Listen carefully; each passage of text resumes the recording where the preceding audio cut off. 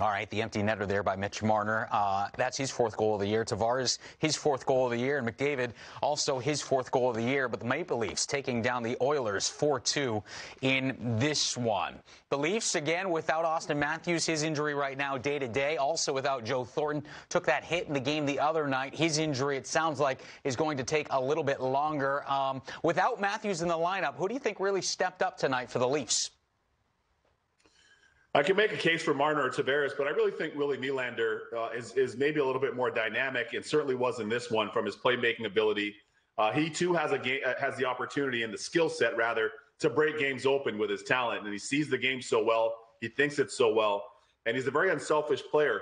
And one of the things for Willie Nylander is he can generate offense like a center iceman from the wing position, and or they can substitute him at center rather from time to time. But very, very skilled. I thought he really took this game over, took it into his own hands. But this is a hard-fought win for the Leafs on home ice up in Toronto. They had other guys factor into the equation. Kerfoot played very well in this game. So too, of course, did Vesey. And not to be outdone, the youngster Brooks getting involved in the board too. So they had some good supplementary scoring, some good support scoring, which is something that both these teams, quite frankly, are going to need. We know that they're long on the superstars. But come the Stanley Cup playoffs, I always say, J-Mo, the rink shrinks, and it goes from 200 by 85 seemingly to 150 by 50.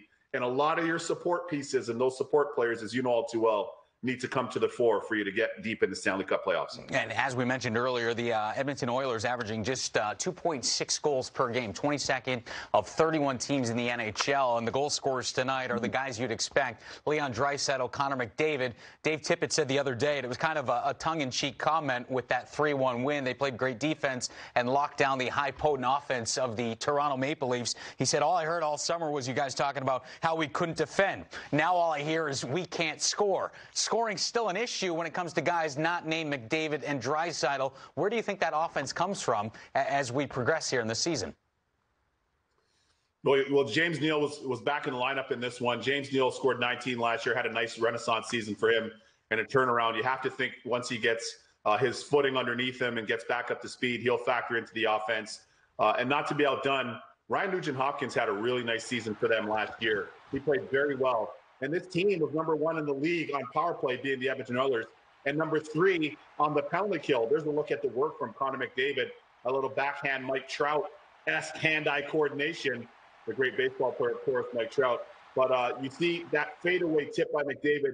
And ultimately, JMO, what was interesting to me in this game and watching this one is the fact that the Edmonton Oilers only drew 2 power plays, which is interesting because the Leafs are a long way away from being the best defensive team, although they've had some concerted efforts on being better defensively.